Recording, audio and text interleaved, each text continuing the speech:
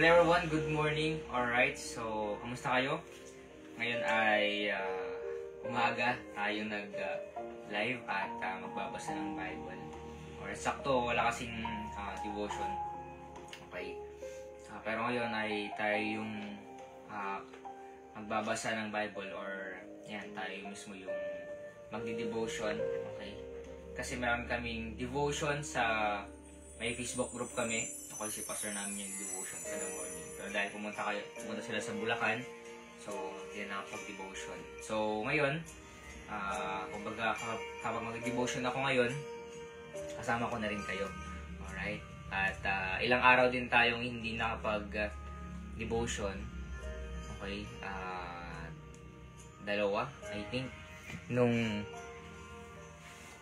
Saturday and Sunday. So, busy tayo nun. Church tayo. The same time nung Sunday, pagod-pagod. Nung kahapon naman, parang nalagnatin ako. Okay?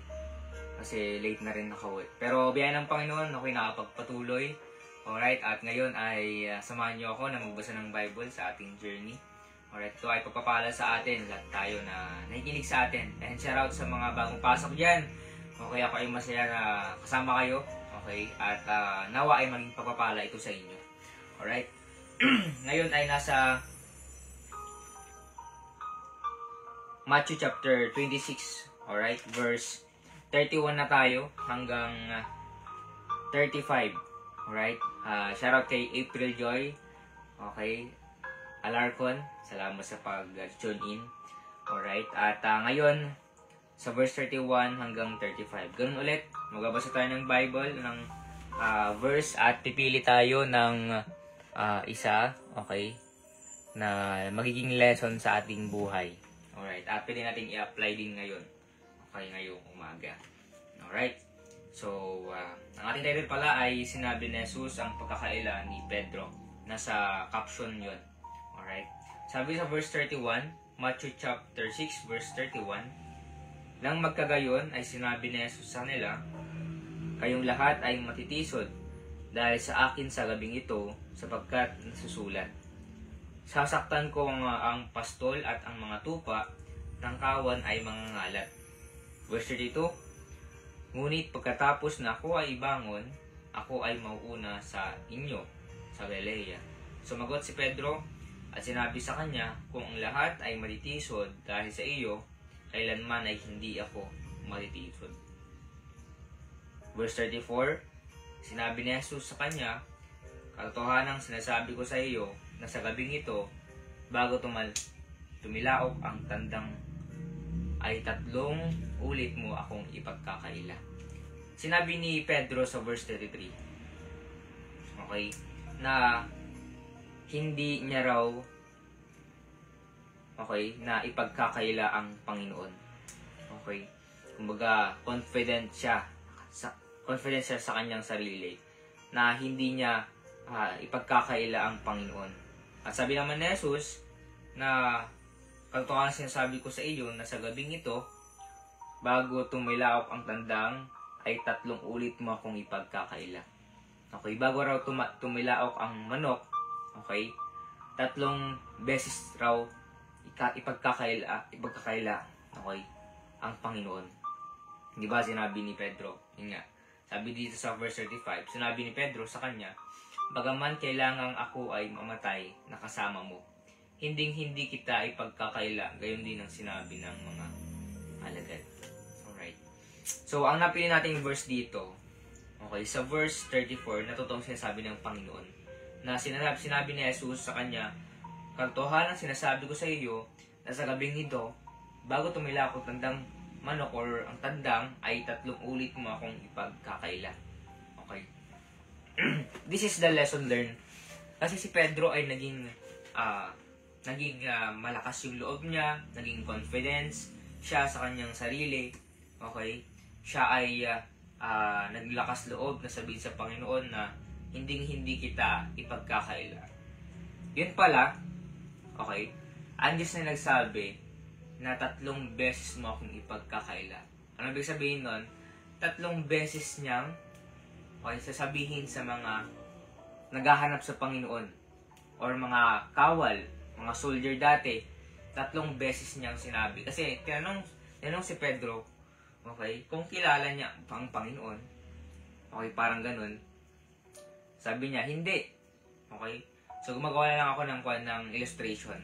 Okay? At sabi ni Pedro na, hindi daw kilala yan, or hindi ko Panginoon yan. 3 beses niyang sinabi yun. Okay? At doon pa lang, doon na natin nalaman na totoo ang sinabi ng Panginoon na 3 beses niyang ipagkakaila. Okay? Ang Panginoon. 3 beses niyang sasabihin na hindi ko yan Panginoon, hindi ko yan kilala. Okay? Dahil doon, okay, nangyari yung sinabi ng Panginoon kay Pedro. Okay? Na minsan tayo din, okay, nasabi natin, hindi, malakas ako sa pananampalataya. Hindi ako susuko. Hindi ako alis sa church. Hindi ako matitisod. Hindi ako makapagsinungaling, hindi ako makapagsitana. Pero after that, dahil sa ating tiwala sa sarili, okay, ano nangyayari? Tayo ay, okay, yung mga sinasabi natin ay hindi natin nagagawa. Because of the trust of ourselves. Okay? Pero, kaya pa rin naman natin, okay, na gawin yung ating ipinangako sa Panginoon. Basta, ang Diyos yung gagabay sa atin. Okay? Ang Diyos, yung tiwala natin sa Panginoon para magawa natin yung ating pangako sa Panginoon.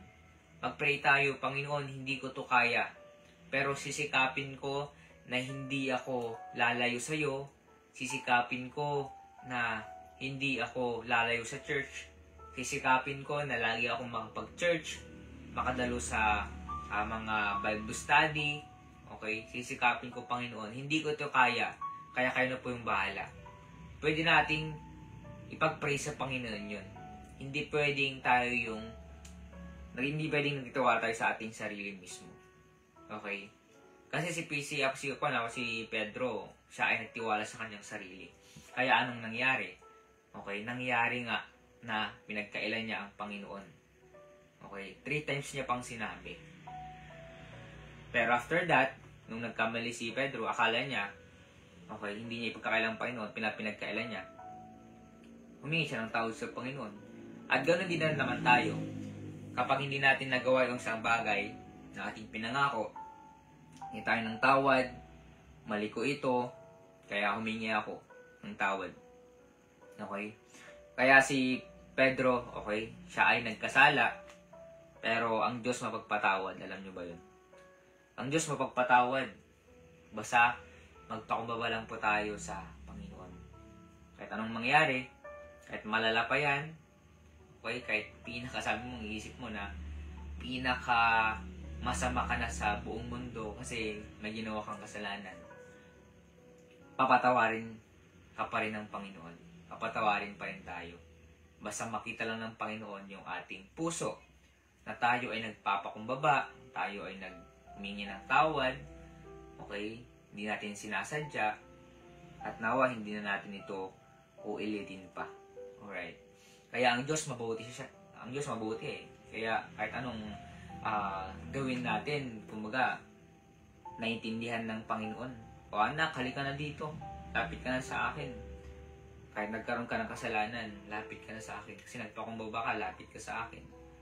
Humingi ka ng tawad sa akin, lapit ka. Huwag kang lumayo sa akin. Kaya ganon ginawa ni Jesus. Ginawa ng Panginoon. Hindi niya tinaboy si Pedro. Okay? Kasi si Pedro ay nagpakumbaba. At tayo, wag tayong maging confident sa ating sarili na kaya natin to. Okay? Huwag tayong maging confident sa ating sarili na, ay, ganito, malakas ako. Huwag tayong maging confident sa ating sarili na, walang sisiw lang yan. Hindi. Kumbaga, sabihin natin, ipag-pray natin na, Panginoon, kaya ko to, sabihin nyo. Kaya ko ito sa kapangyarihan ng Panginoon.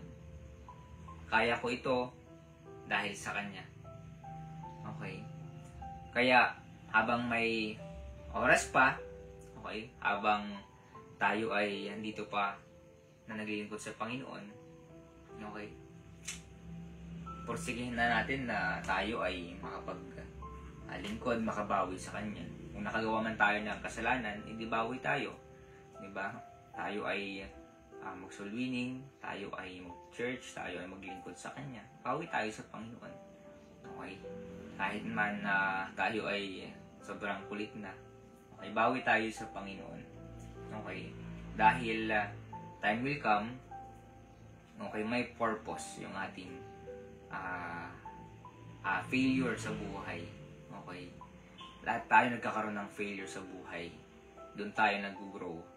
Okay? Basta, huwag natin pabayaan ang ating pagsisimba. Okay? Huwag natin pabayaan yung ating pagpipray sa Panginoon, pagbabasa ng Bible. At kung gusto nyo, hindi nyo pa alam, hindi pa kayo makapag-devotion ng sarili nyo, pwede kayong mag-tune in lagi sa akin everyday. Ang standard talaga natin is gabi, okay, bago matulog.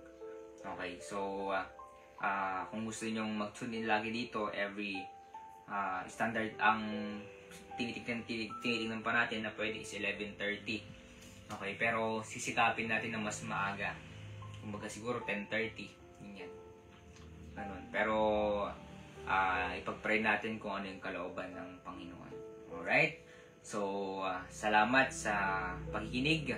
At next time, okay, exciting na naman. So, nasa Matthew pa lang tayo. Ang dami pa. Madami pa tayong babasahin. Kaya, andyan lang kayo, okay?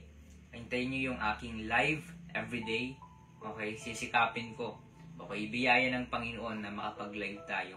Kasi mahirap talaga eh. This is the commitment, okay, na kailangan natin. Kasi kailangan natin pakainin yung ating spirituality. Hindi lang yung ating physically, okay? Kundi dapat yung ating spiritual din ng ating pakainin. Sa susunod nating tatalakayin ay ang nanalangin si Jesus sa bundok ng mga olibo. Okay? So, stay tuned kayo sa ating page, okay? Sa mga ating mga update. Okay, so salamat sa inyong suporta. Okay, so dito nagtapos yung ating devotion, ating live. Alright, lagi kayong mag-ingat. Okay, lagi kayong mag-pray sa Panginoon. At tandaan na huwag tayong maging mayabang o maging confident sa ating sarili. Kundi humingi tayo ng kapangyarihan, ng lakas sa Panginoon para magawa natin yung isang bagay na pinangako natin sa Panginoon. Thank you and God bless. See you tomorrow.